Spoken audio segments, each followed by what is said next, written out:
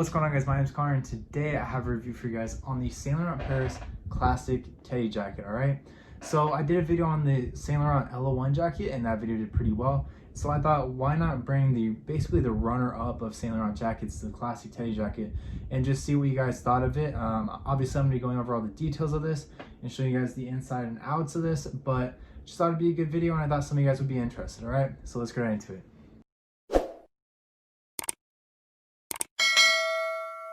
Alright guys, it's just diving straight into the jacket, alright? So obviously, like I said, this is the classic one. It's the Fall Winter 18 model. And there's a lot of different variations of this jacket as well as the leather one, where there's different colors. There's a white, there's a red, there's one that's just all black, including the shoulders and the collar. There's one that I've seen that's kind of exotic that has like blackjack cards all over. There's like an ace and a jack all over different colors. But when it comes to my selection, when it comes to these pieces, I always like to go with the classic one because I feel like it's a real staple in your collection, and I can't really afford to have like 10 different versions of this jacket in my closet. So I always go with this one, as I did with the LO1 jacket. That's the original, because you can kind of wear it with a lot more outfits, a lot more often than you could if it had blackjack cards all over it, or if it was like a super loud red. All right, and obviously that makes this one the one that goes for more, because more people like one that they can wear all the time that's more classic. It's really the definition of the Saint Laurent Teddy jacket. And then as far as sizing, I am going to try it on and show you guys, but it is a size 52. It runs kind of like a 50. I kind of wish I got a 54 because it would be a bit bigger. This one's a little bit snug, but nonetheless, it does fit. It does get the job done, and I am happy with it. And then, as I said, this is full on black wool, top to bottom, everywhere, inside and out. And then I bought it for about $700-ish, a little bit more, which is a really good price because I plan on selling this later on for probably close to like $1,000-ish. I suggest that no one pay more than about $1,200, maybe a tiny bit more depending on if it's brand new or not. But yeah, let's dive straight into it. All right, so I just want to give you guys a quick look at the shoulders. You guys can see the white. I'll give you guys a quick look at the collar. There's a bit of yellowing. It's definitely gotten its wears, but I'm fine with that. I don't like buying a lot of stuff brand new, especially if I'm gonna wear it, because it's like driving a brand new car right off the lot, you know, like it's just a big hit, and I can always get my money back if I decide to sell something that's already used. So I did buy it used. It's still in good shape, and you wouldn't really be able to see the yellowing from a distance. It still has a good black color.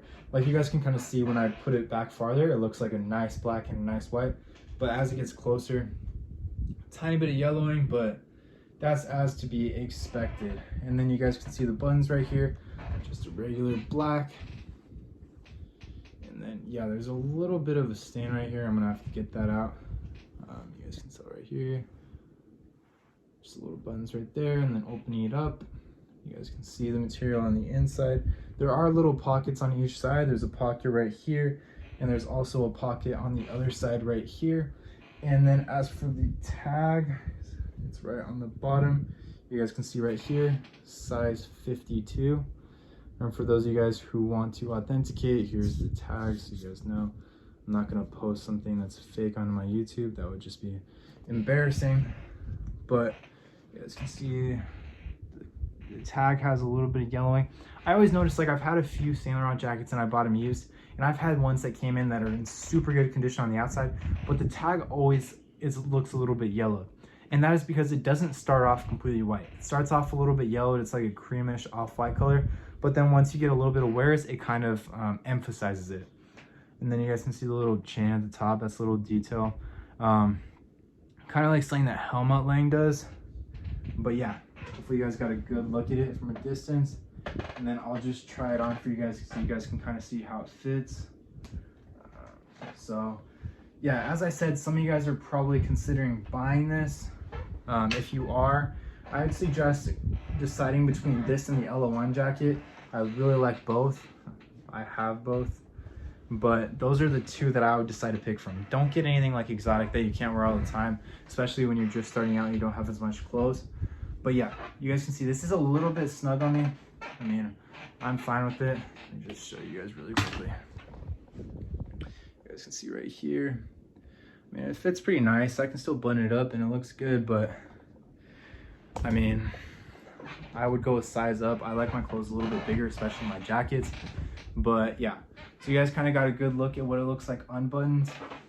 See kind of from the side. I don't know, it's a pretty nice jacket. I really like it. I like that it goes with a lot of stuff. Like, you don't need to have like crazy pants to go with this. You don't need to have like crazy shoes. Like, if I just wear a white shirt and like even jeans from like PacSun, or like, and then just Air Forces or just something white at the bottom, it would really go with this and it would really look cool. It's kind of like a nice varsity look, I guess you could say. And buttoning it up.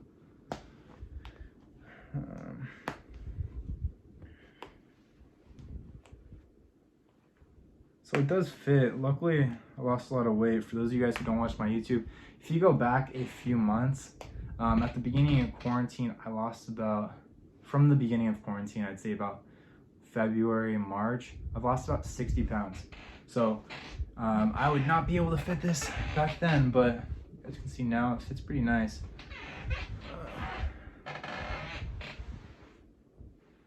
And then the back, boom. Really nice jacket, really high quality. And I do have some room. Like, let's say for example, the leather jacket, it's a lot tighter. I'd say that my LO1 jacket is a lot tighter on me, and it's a bigger size. My LO1 jacket is a 54, and I would say that that one fits tighter than my 52 Teddy jacket. All right, so be careful of that. But also the thing about the leather jackets, if you've owned one, is you know that they really stretch out.